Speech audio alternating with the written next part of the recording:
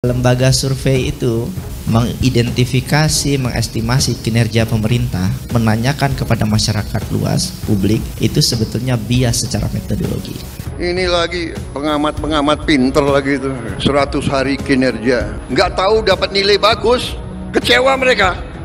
Dan lembaga survei juga, hasilnya juga menarik loh Mas Media. Makanya saya ingin tantang ini mahasiswa, karena saya ngajar statistik dan metodologi penelitian. Di saat Indonesia dalam keadaan kebobrokannya, pemimpinnya udah hancur-lebur, mengeluarkan kebijakan ugal-ugalan, carut-marut, namun yang peka terhadap ini hanya segelintir orang, teman-teman semua. Kita harus berjuang mahasiswa dengan esensial kebermanfaatnya. Hidup mahasiswa! Hidup mahasiswa! Dari mana tradisi kinerja 100 hari? Siapa dapat raport? Orang sekolah dasar aja nggak 100 hari kok, iya kan? Masuk sekolah itu setahun. Indonesia gelap, krisis iklim dan demokrasi, HAM yang dijadikan anak tiri. Apakah ini negara republik hari ini? Maka kita lantangkan suara kita. Maka satu kata yang tepat untuk hari ini kita lantangkan: lawan! Apakah gaya memimpin Prabowo dalam 100 hari pertama ini bisa menjadi cerminan pemerintahannya 5 tahun ke depan ya? Kalau ngelihat dari blunder-blunder kemarin, gitu menurut saya ya itu berarti catatan dong. Ini yang harusnya menjadi alasan Presiden Prabowo dan juga semua menteri dan staf-stafnya itu untuk benar-benar secara serius nih membuat program, membuat pernyataan, dan menjalankan apa yang dinyatakan mereka ke rakyat. Kita adalah mahasiswa. Mahasiswa adalah suara bagi rakyat Indonesia. Hari ini kita membawa hashtag besar, kita membawa gagasan besar. Indonesia gelap, krisis iklim dan demokrasi, HAM yang dijadikan anak tiri. Apakah ini negara republik hari ini? Maka kita lantangkan suara kita. Maka satu kata yang tepat untuk hari ini kita lantangkan: lawan! Lawan! Biasa ada yang nyinyir, ya kan? Dikit-dikit yang salah Jokowi. Karena saking kuatnya Bapak Presiden Prabowo Subianto. Coba sekali-sekali nyalain Pak Prabowo. Gak berani. Saking hebatnya Prabowo, gak ada yang berani mengkritik. Ditambah dengan Prabowo yang menambahkan, siapa yang mengkritik kabinet gemuk itu sok pinter, ndasmu. Ada orang-orang pinter. Kabinet ini kabinet gemuk, terlalu besar.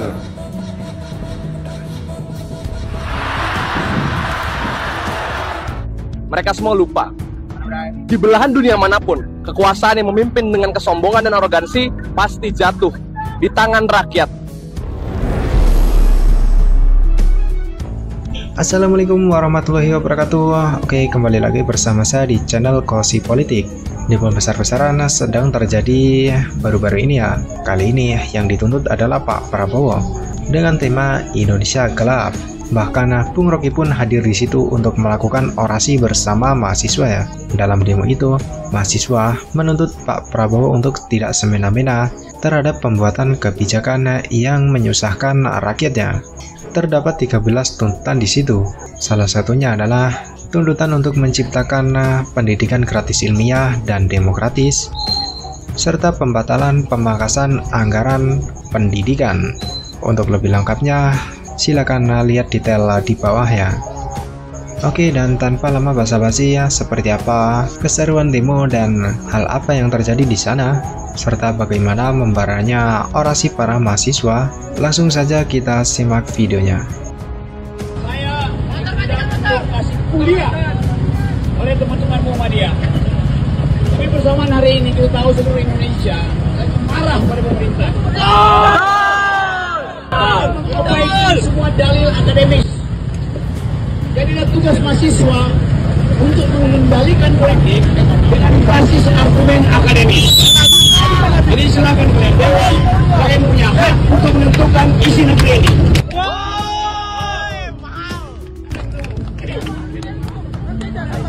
Hidup mahasiswa! Hidup! Hidup rakyat Indonesia! Hidup Indonesia! Hidup perempuan yang melawan! Hidup perempuan yang melawan!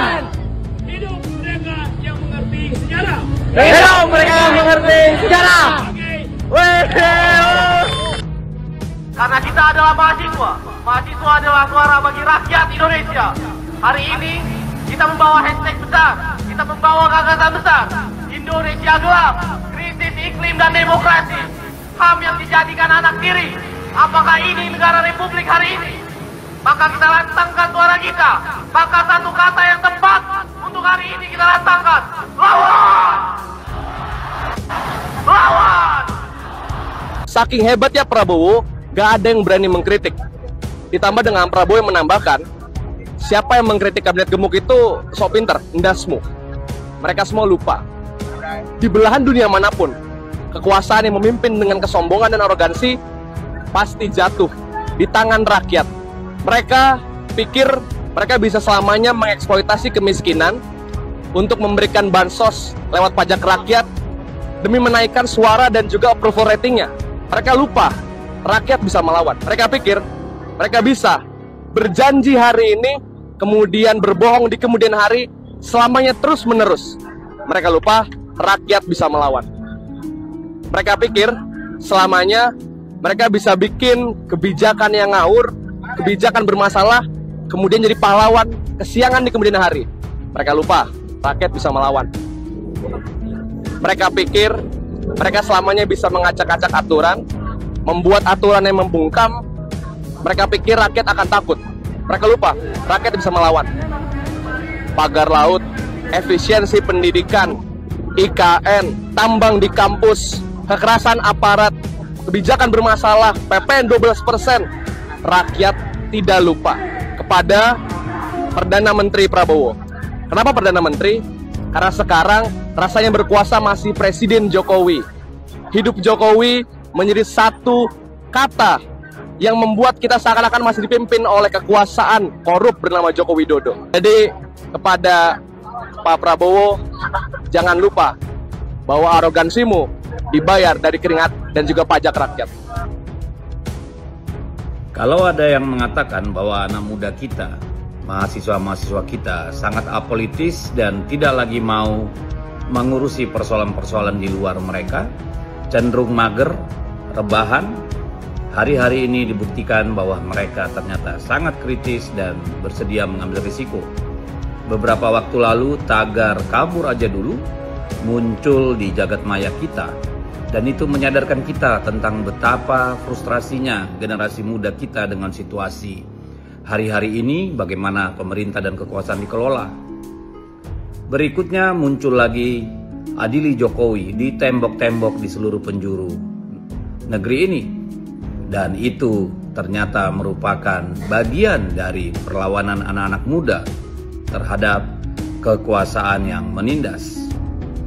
Lalu hanya beberapa hari setelah Jokowi menunjukkan kesombongannya dengan mengatakan hari ini tidak ada yang berani mengkritik kekuasaan, dijawab dengan tuntas oleh generasi muda kita di jalanan di seluruh penjuru negeri. Mahasiswa turun ke jalan dan mengatakan Indonesia gelap. Benarkah Indonesia gelap? Ya, ketika politik kehilangan keseimbangan, ketika hukum dipermainkan, kriminalisasi merajalela, pembungkaman, dan kemudian oligarki membunuh hati nurani dan akal sehat, maka memang sudah pantas anak-anak muda, generasi muda, mahasiswa turun ke jalan. Ayo lawan kesombongan, lawan arogansi kekuasaan, karena kalau kita tidak melawan hari ini, maka besok sudah terlambat. Terus bergerak, semangat, merdeka. Gua kira tata tertinggi adalah presiden, ternyata hidup Jokowi! Hidup Jokowi! Hidup Jokowi! Gue pikir di Indonesia tuh cuma ada satu presiden, tapi ternyata hidup Jokowi! Hidup Jokowi! Hidup Jokowi! Selamat kepada Presiden Prabowo Subianto setelah ulang tahun Gerindra kemarin. Saya nobatkan Anda sebagai Raja Omon-Omon ya. Saya terbebas dari beban moral karena 2024 saya tidak memilih Anda. Terlihat sekali pengaruh Jokowi dan antek-antek oligarki semakin menguatkan kami sebagai rakyat bahwa Anda sama saja dengan Jokowi ya, 11-12. Kalau Jokowi raja-rajaan yang suka main presiden-presidenan, sedangkan Anda adalah Raja Omon-Omon ya. Terlihat dari 120 hari kerja ini, Anda sama saja dengan pemerintahan Jokowi sebelumnya ya. 11-12. Sadar Pak, rakyat ingin Jokowi diadili, Anda malah mengeluh-ngeluhkannya. Payah. Dari saya ikuti, kan biasa di online langsung ini kan kita ikuti Pak. Jadi kelihatannya rakyat sudah apakah meninggalkan kita atau menganggap kita sudah tidak ada gunanya. Itu yang perlu kita pikirkan, karena tidak menarik lagi. Biasanya kalau kayak gini sampai 5.000 yang nonton, sampai ini jauh sekali. Padahal yang bicara tokoh-tokoh semua dan tokoh-tokoh level tinggi, FTA. Nah, perlu kita evaluasi apa yang terjadi di dalam ruangan ini dan apa yang terjadi di luar. Itu menurut saya evaluasi kita bersama. Kalau ini berlanjut cara begini, maka mungkin juga tadi saya sudah mulai, kok seakan-akan tuntutan kepada Jokowi sudah hilang. Gak ada lagi bersuara itu. Padahal menurut saya rusaknya Prabowo itu karena Jokowi. Tapi kenapa sudah nggak ada yang berani menyalahkan Jokowi? Dari pembicara tadi? Enggak lah. Kecuali nanti mungkin nih.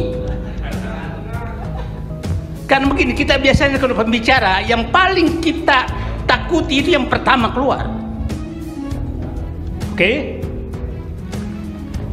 Saya bilang 3 kelompok oposisi di Indonesia itu 1 Habib Rizik, 2 kami, tambah kali FTA, terus tambah siapa lagi? Ada ya. Itu petisi 100 dan enak. Itu semua pendukung Prabowo. Ya. Dan semua anti Jokowi. Mereka beroposisi seakan-akan beroposisi dan tidak ada di antara 3 kelompok ini beroposisi ke Prabowo. Tidak ada. Dia hanya beroposisi pada saat Prabowo menyatu dengan Jokowi. Iya kan, Pak? Nah, kenapa kita sekarang berupaya menyatukan Prabowo dengan Fufufafa? Kenapa kita sekarang berupaya menghilangkan kesalahan Jokowi demi Prabowo? Saya punya hipotesa, negara tidak akan pernah selamat selama Prabowo tidak lepas dari Jokowi. Itu hipotesa pribadi saya, Pak. Kalau Bapak sudah tidak mau bergerak itu, maka jangan harap Prabowo bisa menyelesaikan negeri. Itu, mohon maaf kalau suara saya tinggi karena saya melihat kok menghilang itu. Nah, jadi agenda kita, mungkin cuma saya dulu kali ya, adalah bagaimana menyingkirkan virus-virus Jokowi di diri Prabowo. Itu agenda kita. Ya, selama Bapak mau maklumi itu, lupakan semua perjuangan ini. Negeri ini akan rusak. Itu, Pak. Jadi menurut saya, fokuskan dululah 100 ini ke depan, 100 hari ke depan, atau 1 hari ke depan, bersihkan detoksifikasi Prabowo. Ya dokter tiba ya. Detoksifikasi Prabowo dari Jokowi. Itu menurut saya agenda yang paling. Mohon maaf, mungkin saya kelihatan emosi karena dari pagi saya tunggu itu. Nggak keluar. Nggak ada yang keluar satupun. Kita dibawa muter-muter nggak jelas, gitu kan? Padahal masalah negeri ini adalah adanya Fufufafa, adanya Jokowi yang masih mempengaruhi presiden yang selama ini kita dukung.